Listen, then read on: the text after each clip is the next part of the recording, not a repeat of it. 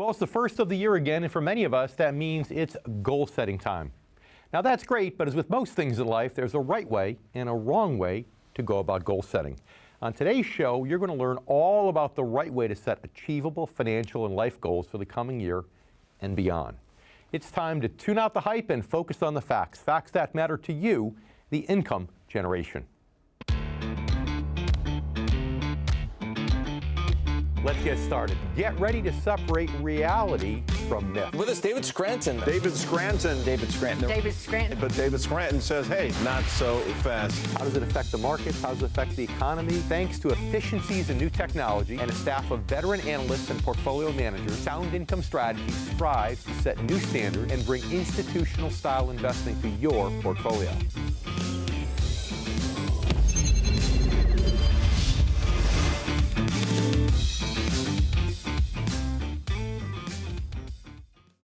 Hello, everyone, and welcome to The Income Generation. I'm David Scranton, your host. You know, as a financial advisor, one of the first pieces of advice that I give prospective clients is to set goals. As a business owner and a business coach, I also know that goal setting is the key to maintaining growth and success year after year. But I realize that most people don't necessarily put in the time and effort it takes to make goal setting worthwhile.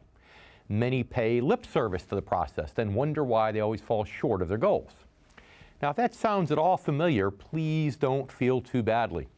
It probably just means that no one's ever shared with you the secrets of successful goal setting. But that's all about to change today, so stick around. And joining me to share his own insights will be Mihir Desai with his new book, The Wisdom of Finance. And later in the show, we'll welcome back Jeff Small, author of the acclaimed new book, Turning Financial Planning Right Side Up. But first, let's jump right into the secrets of successful goal setting. If you get yourself in a state of certainty that this is going to work, I'm going to find the way, and if this doesn't work, I will make the way, then you tap a lot more potential. And when you're certain in your potential, you take massive action. When you take massive action, you really believe in something, you get great results. When you get great results, your brain goes, see, I told you I was a stud.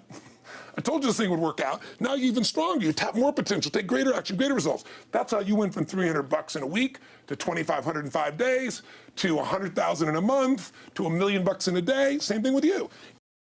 That's self-help superstar Tony Robbins talking about the magic of visualization. I shared that video with you because Tony, like many other highly successful people, is a true believer in the power of goal setting.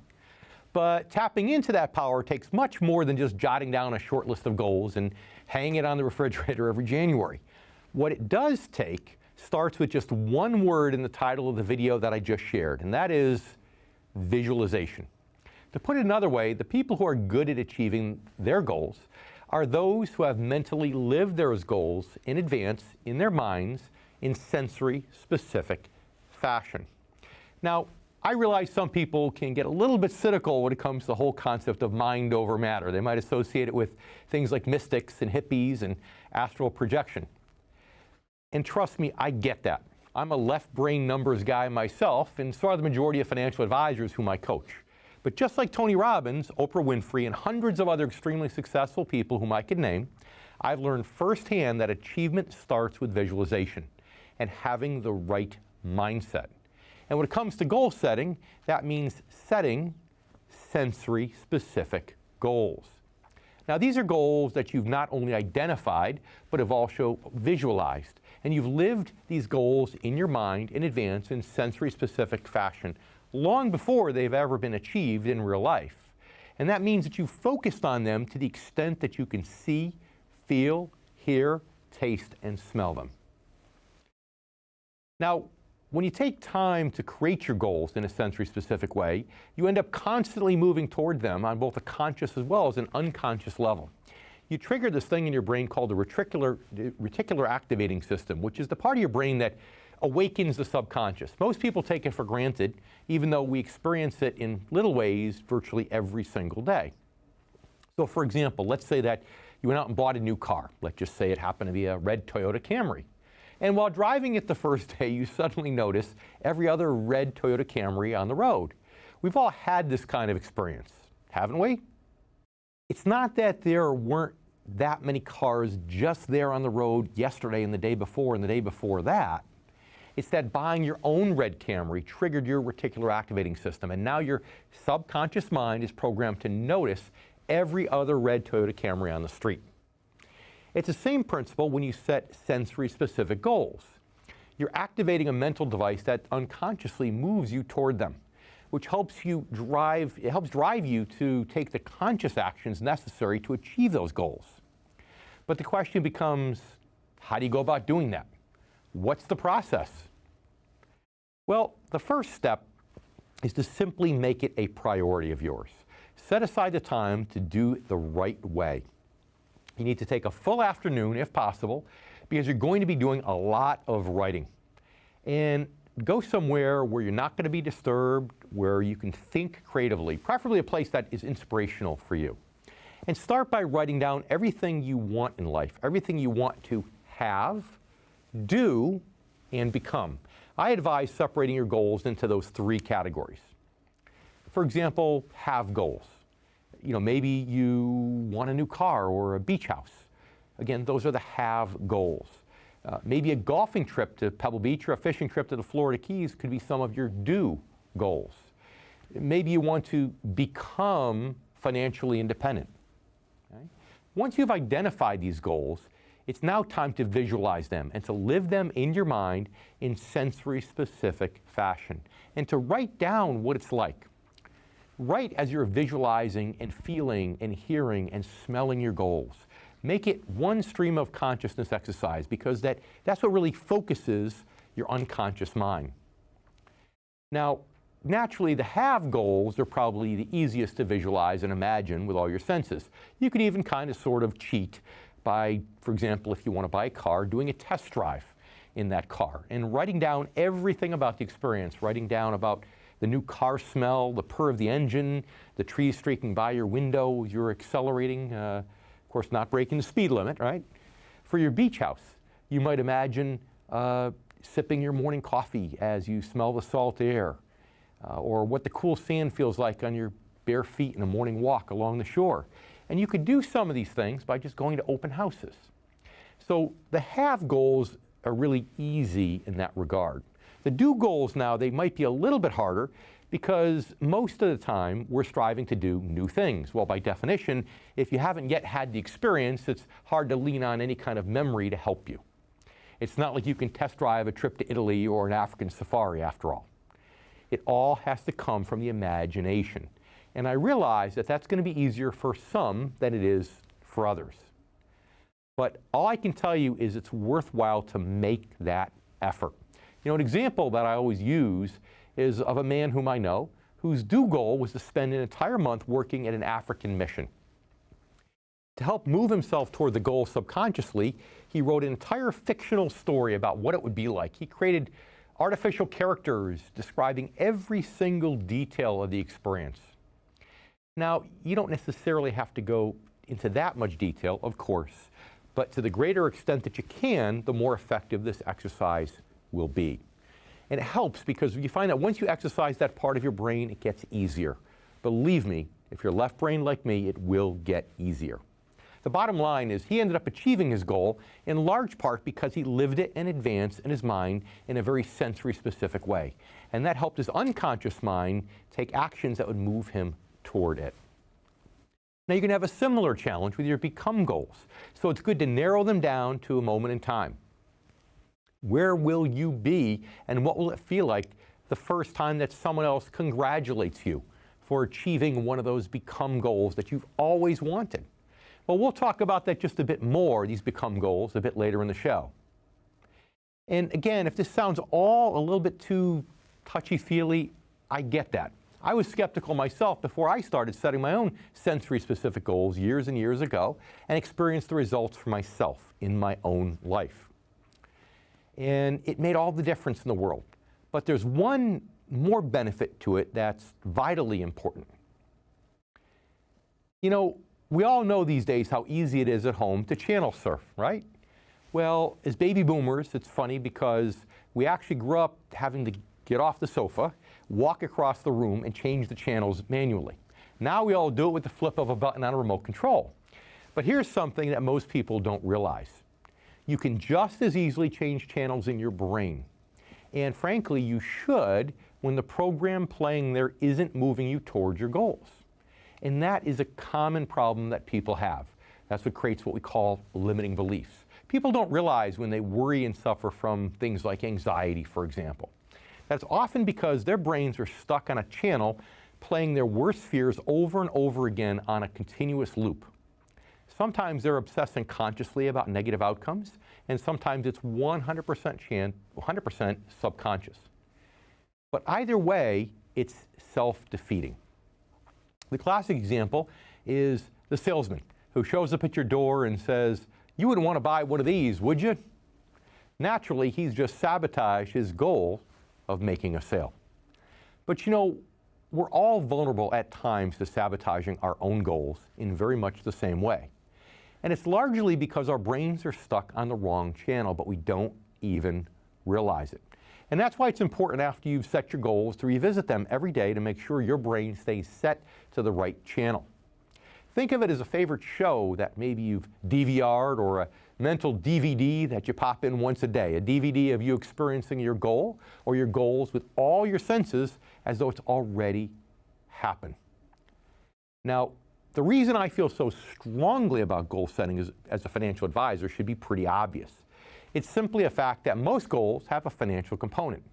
It's hard to have, do, or become most of the things that we want in life if we're always struggling and worrying over money. That's a literal cost to most goals, and often that's the very thing that people consider to be their biggest obstacle.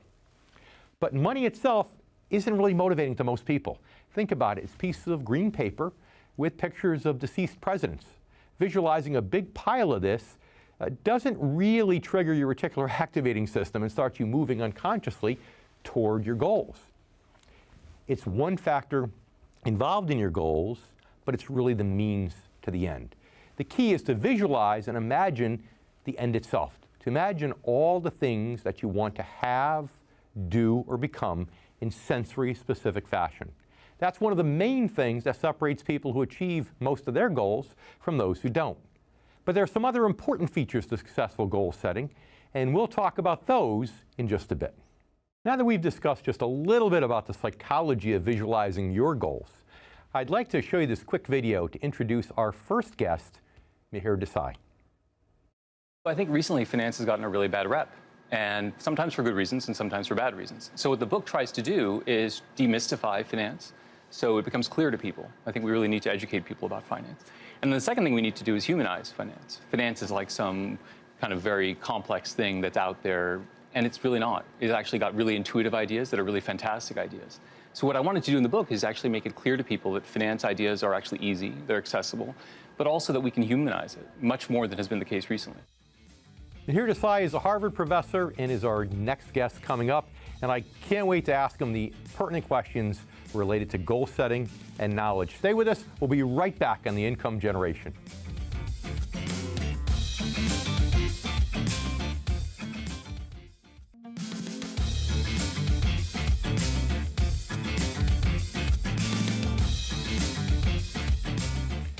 Well, as the saying goes, a goal without a plan is just a wish. And now that you've hopefully at least started to imagine your goals in sensory-specific fashion and started to program your unconscious mind, now it's time to consciously map your course. And that's a great way to think about it. Let me ask you, how many of us drive to a place we've never been before without first punching the starting and end points into our GPS? And even before GPS, you probably used MapQuest, and before that, just plain old street maps. The point is, you need a map to guide you toward your goals as well. And for most of us, our goals, let's face it, are new destinations, places we've never been to before.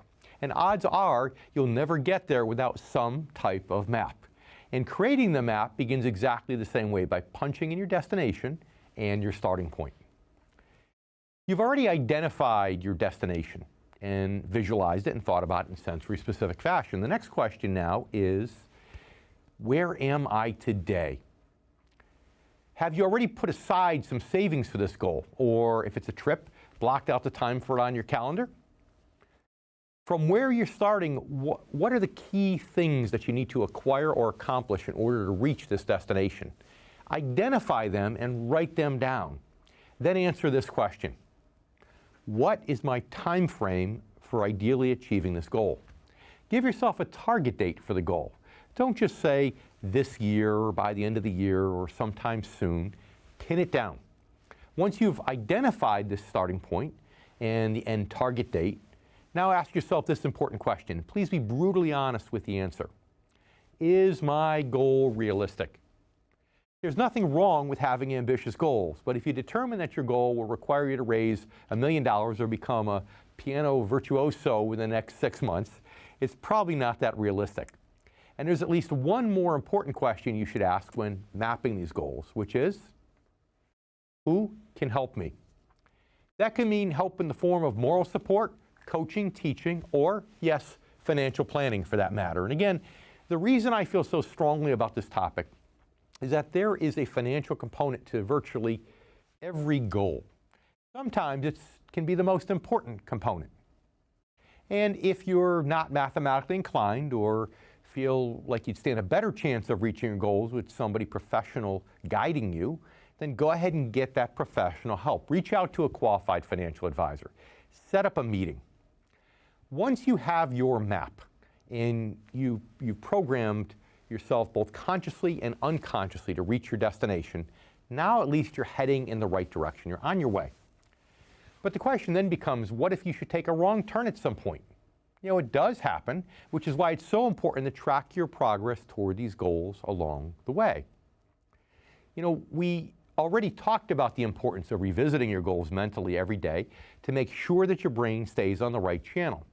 In addition to the mental benefit, this is also a good practice because it reminds you continually, as you track your progress, continually of what those goals are and why you're doing what you're doing to work toward them. Strategically, financially, the question becomes, are you moving in the right direction? Are you on track to achieve your goal within the time frame that you've set? If not, then what steps can you take to get back on track? Can your coach, can your mentor, can your life partner, could your financial advisor help? Now let's bring in Mihir Desai. He's a Harvard professor and an award-winning teacher at Harvard Business School and Harvard Law School. He teaches finance, tax law, and entrepreneurship. His latest book, The Wisdom of Finance, takes the very complex world of finance and using literature, explains many of the more complicated aspects of finance in a readable, relatable way. And because it is a new year, we're talking about goal setting on today's show. So the question becomes, first and foremost, Mihir, first of all, welcome to the show. Thanks so much. It's great to be here.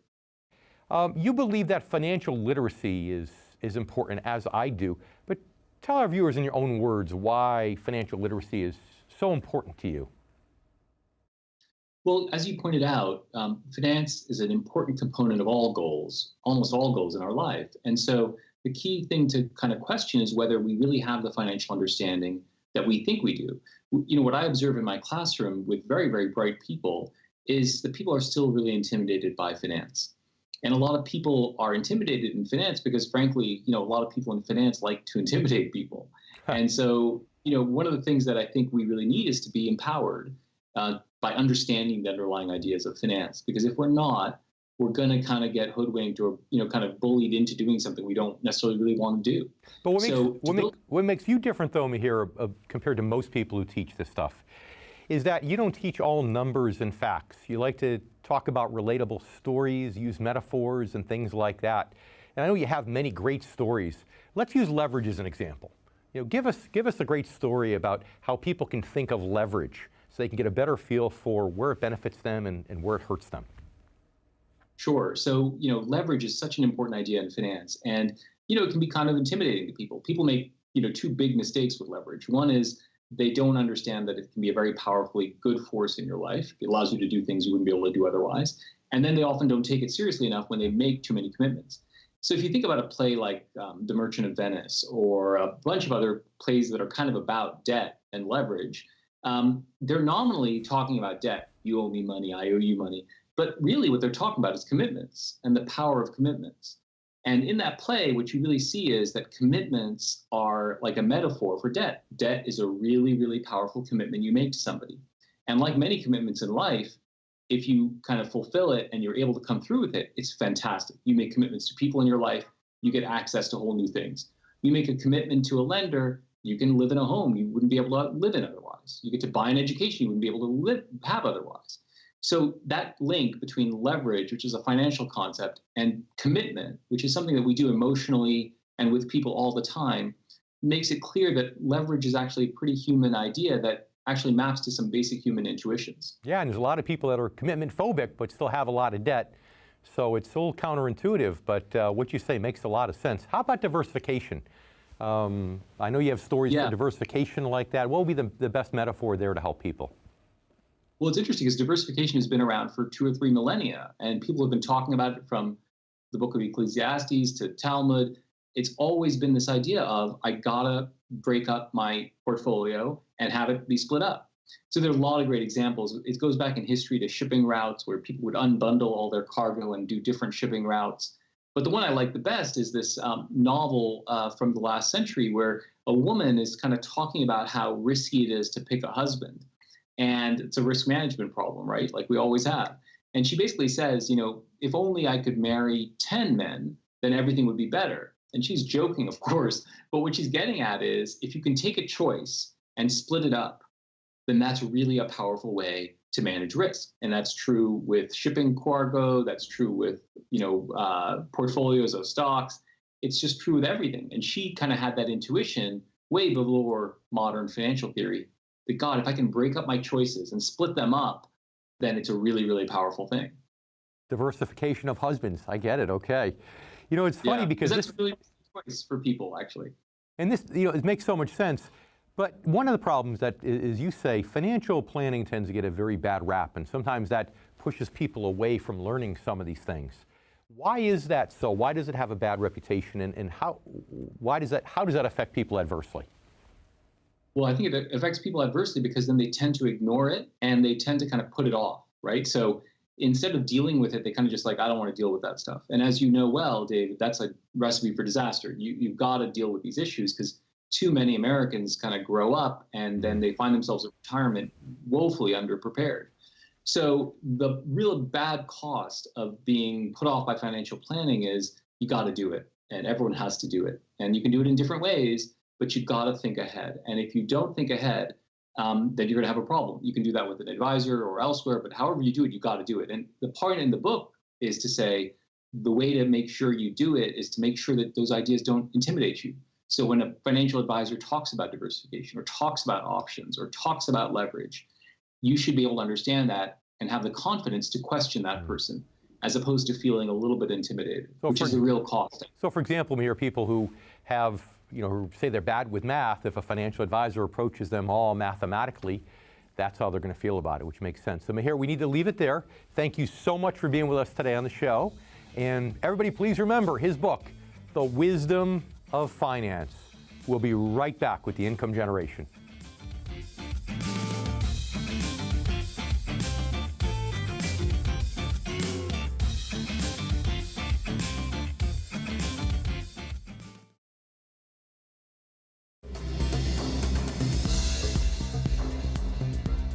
Hello, I'm Miranda Kahn, and this is your Newsmax Finance News Update. Let's take a look at some of the stories that moved the markets this week. Economic analyst Larry Kudlow predicts the Trump administration will tackle infrastructure, but only after it gets a budget passed.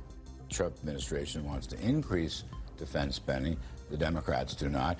There'll be also big issues about the so-called smaller entitlements, food stamps, disability, welfare type things, that they're too generous and they're giving incentives not to work. Right. That's something the president would like to tackle. Kudlow says the budget intersects with the infrastructure plan because you're talking about spending. Amazon and Google sharply cut prices for their virtual assistant speakers during the holiday shopping season. Analysts say they likely lost a few dollars per unit over that season. Meanwhile, Apple failed to ship its $349 HomePod speaker in 2017 as planned, but says the device will go on sale early this year. Did you rack up shopping debt over the holidays? Don't feel so bad. You're not alone. According to Magnify Money's annual post-holiday survey, Americans racked up an average of more than $1,000 in debt this year. That's a 5% increase from last year.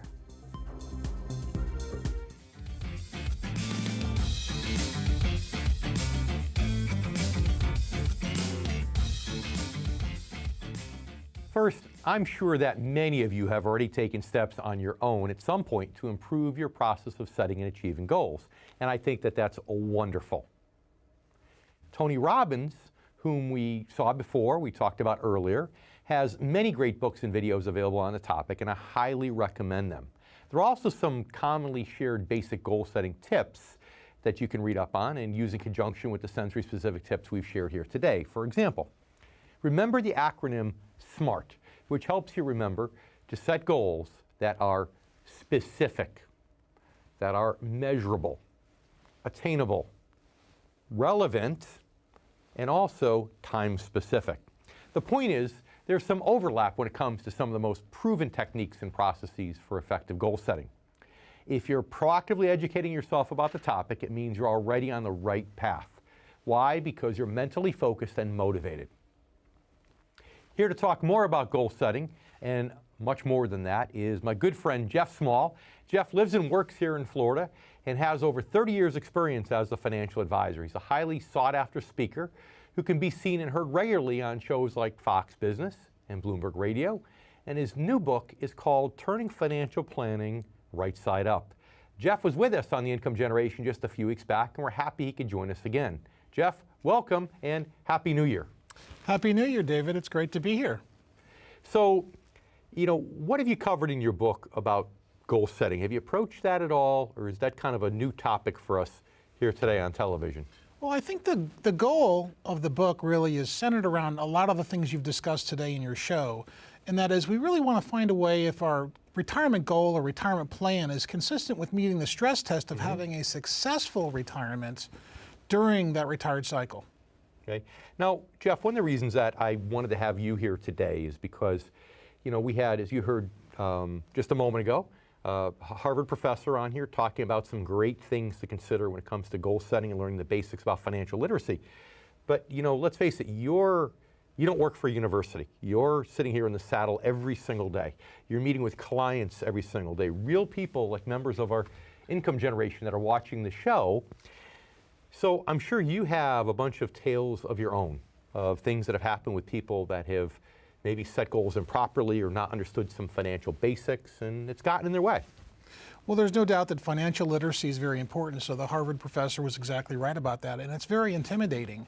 But I've got a couple of different stories I can share with you, Dave, if you'd like to hear them.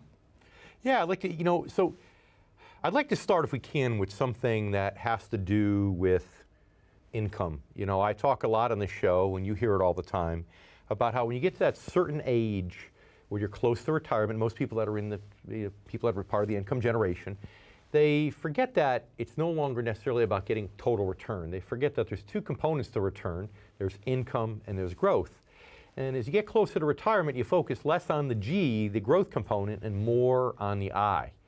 And I can imagine you've got lots of stories where people have made the mistake of not making that transition quickly enough. Can you share? Well, it's a really hard transition for folks because when you've been saving your whole life, as they say, leopards don't change their spots. But very recently, I've been telling this story a lot. I recently took on a very large client in excess of $10 million in his portfolio.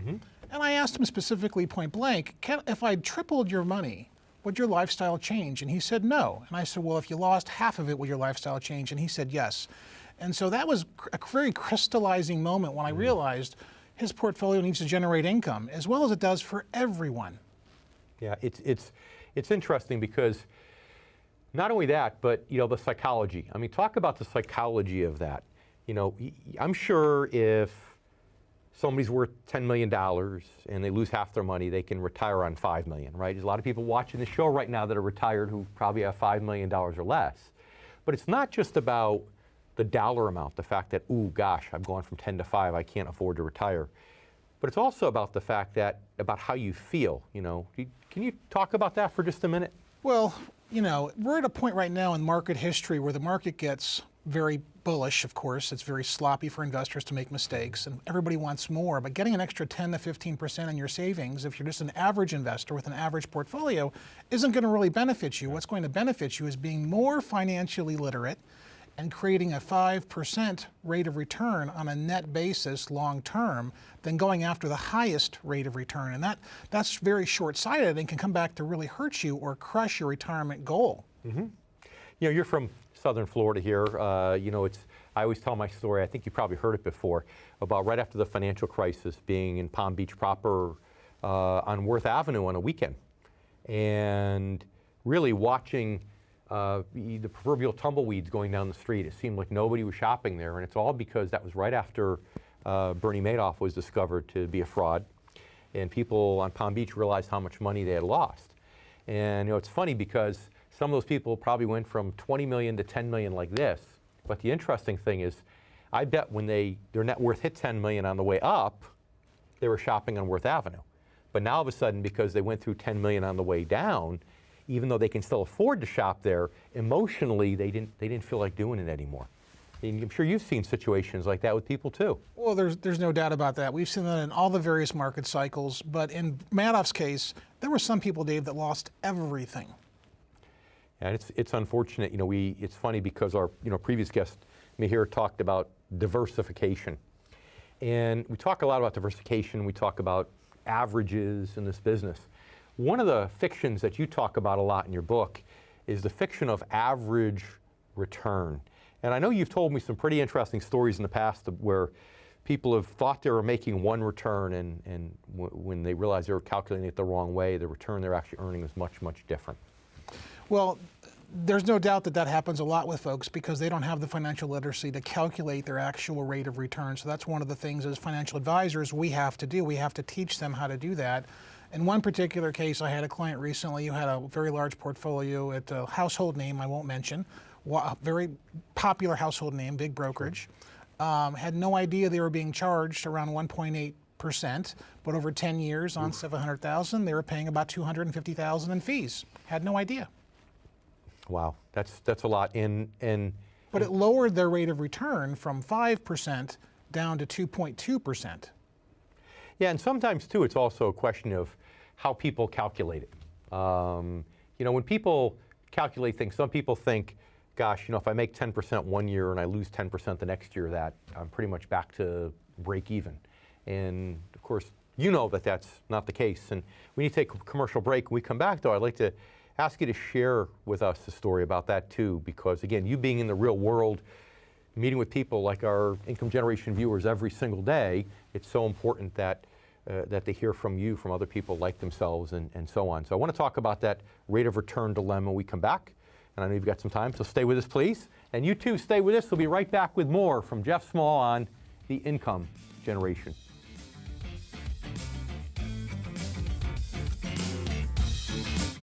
If you're near or in retirement, head over to theincomegeneration.com and download your special report written specifically for the needs of the income generation. Again, those born before 1966.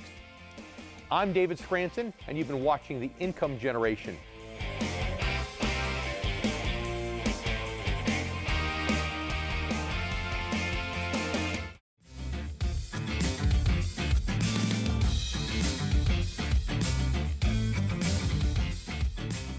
Welcome back to the show, and also a big welcome back to my good friend Jeff Small. Jeff, you made a good point that fees can really subtract from returns. In the case of that example you'd given, $250,000 of fees over 10 years is huge, no matter how much money you have. But sometimes people miscalculate fees in a different way. So it's pretty simple, though. I mean, I would think, right? If you make 10% on your money next year, and then you lose 10% the year after, you're back to where you started, correct? Well, it's not exactly like that, David. So let's say that we have $1, and that dollar gets reduced to 50 cents, but then that 50 cents earns 50% or 100%. At 50%, it's only going to go back up to what? 75 cents. That's right. So we're still 25% below. Wait a minute. So I lost 50%, I gained 50%, and I'm still down 25%. How does that work? Well, just imagine with fees and then also withdrawals for income on top of that, and then your portfolio really starts to erode. So those are the types of stressors that we see that we have to really run money through a stress test for folks that are retired. Yeah, it's funny, you know, in math class growing up, we're always taught, gee, you want to determine an average, you add up all the numbers and divide, and that's your average. But it doesn't work that way when it comes to money. And sometimes people eyeball the returns, and as they eyeball those returns, they say, well, yeah, that averaged about X. But almost all the time, the true average, mathematical average internal rate of return is lower. And I'm glad you used the 50% example, because that's extreme, and that really helps our income generation viewers get a good feel for why it's so important to calculate the numbers the right way. It's definitely part of financial literacy.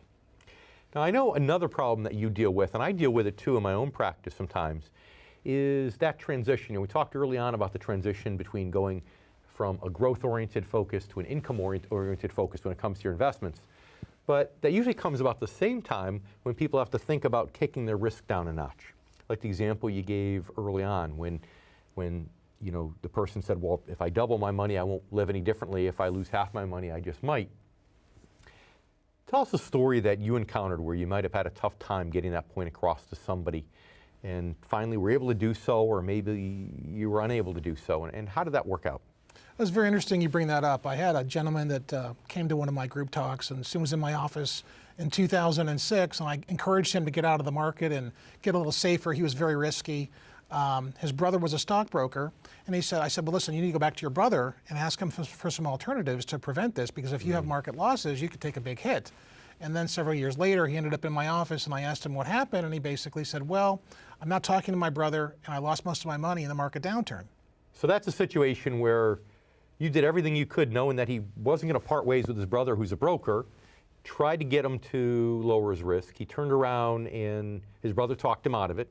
And now, not only did he lose a lot of money, but he lost that relationship. That's correct, and we just don't see that with family members that are in the investment community. We see that across the board. It's part of the financial bias that exists. And is that one of the reasons that you talk about turning financial planning right side up? Is that one of the reasons you think financial planning is upside down right now? That's one of the biggest reasons that financial planning is upside down, and that's why we named the book Right Side Up, because folks have to understand the effect of risk as a stressor on their retirement funds and what that means to them financially. And once they understand what that cost really is in a downturn, then they can decide, okay, I'm empowered to either make a change or become more conservative or stay risky. So what you're kind of doing, you're talking about what Mihir Desai did in a way that people need more financial literacy. They need to understand the effects of risk more. Education is the only way.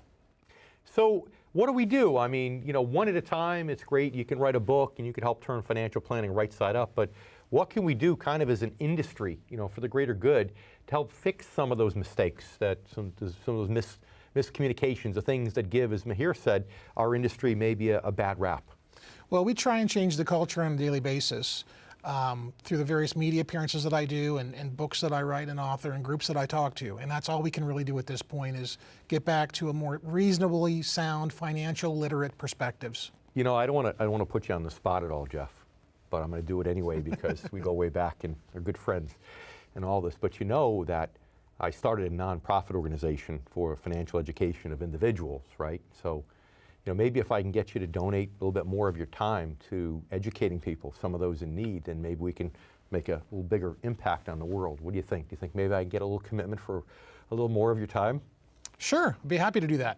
I know you always come and see us when I promise to put you on camera, but this isn't quite as exotic, but I'd love it if you could do that. I think it'd be a great help. Everybody needs help. I'd love to do that. Yeah, and unfortunately, financial literacy, you don't learn it at home. You don't learn it in school, and you might learn it at home if you're lucky, but let's face it, some people, if they don't have the assets, their parents don't have the assets, they're not going to learn it at home because their parents can't teach them. If their parents have a lot of assets, sometimes money's not a problem. It's never a concern. So they don't learn it there either.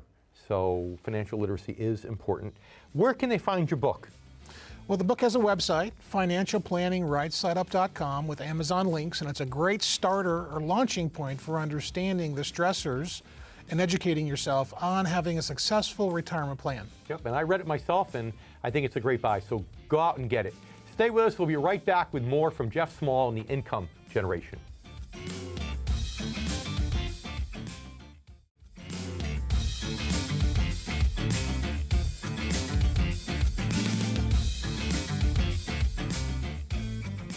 Have you ever thought about what you'd want people to say about you at your own funeral?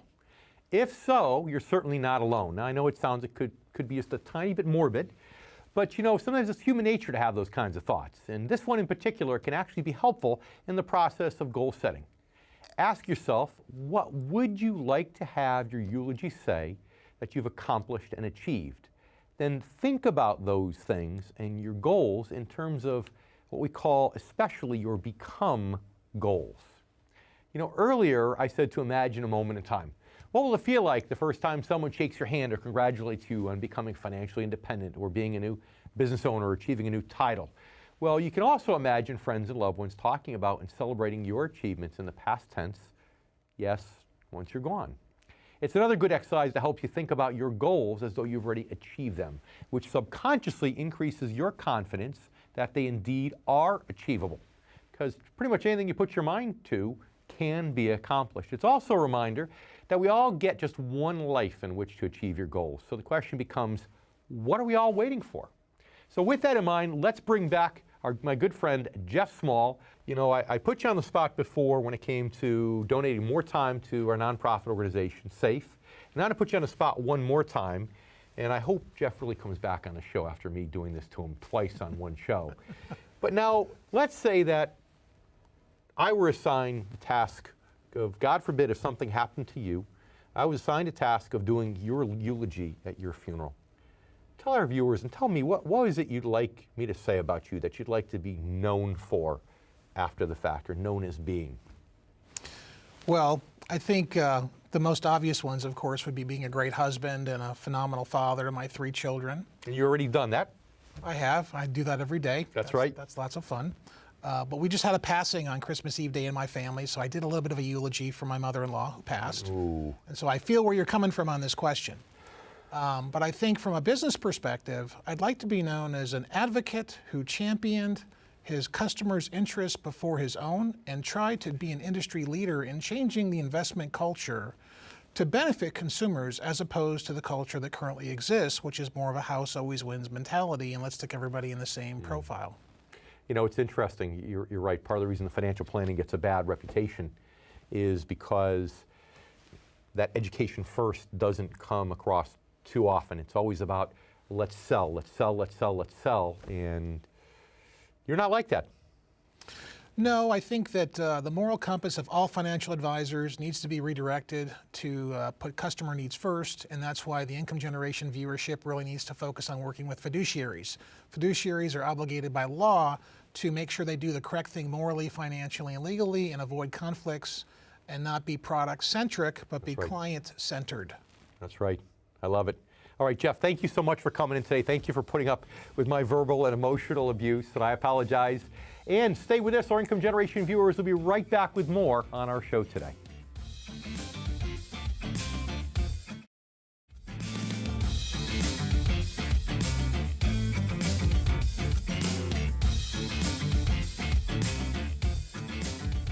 I'd like to thank all my guests for joining us for another episode of the Income Generation. I'd also like to thank you, our new and returning viewers. If you're just starting to think about your goals for 2018, I hope that today's show has given you some good ideas of how to increase your odds of achieving them. Again, as a financial advisor and a business coach, I cannot overstress the importance of goals or of having the right process for setting and subsequently achieving them.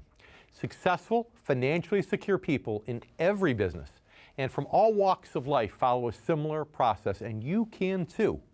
So don't just identify your goals. Visualize them. Write them down in sensory-specific fashion, although almost as though they're memories of the past. Everything you want to have, do, and become. Make sure your goals are SMART, specific, measurable, attainable, relevant, and time-specific. And revisit your goals every single day to make sure that your brain stays tuned to the right channel and to track your progress. And if you need help or guidance in creating the right strategy for either your short-term or long-term goals, then please go out and get it. Thanks for watching. If you're close to retirement and you really want to know how to protect and maximize your money, it's absolutely essential that you stay informed and up to date. And right here is where you can do it on the Income Generation. I'm David Scranton, and thanks again, and see you next week.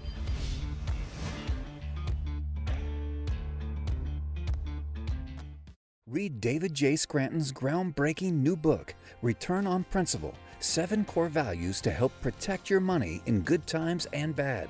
Discover practical solutions to the financial challenges facing today's generation of retirees and near retirees. Learn the truth about Wall Street, the financial media, and the secrets they try to hide from everyday investors. This isn't just another book about investing. Working Americans who have lived through 2 major stock market crashes and the worst financial crisis since the Great Depression in the past 16 years don't need another book about investing. David Scranton's approach to financial planning is a holistic system designed for maximum protection, strategic growth, and reliable income regardless of market conditions. Stop planning for retirement with your fingers crossed. Read Return on Principle, 7 core values to help protect your money in good times and bad. Available now. If you're near or in retirement, head over to theincomegeneration.com and download your special report written specifically for the needs of the income generation, again, those born before 1966. I'm David Scranton, and you've been watching The Income Generation.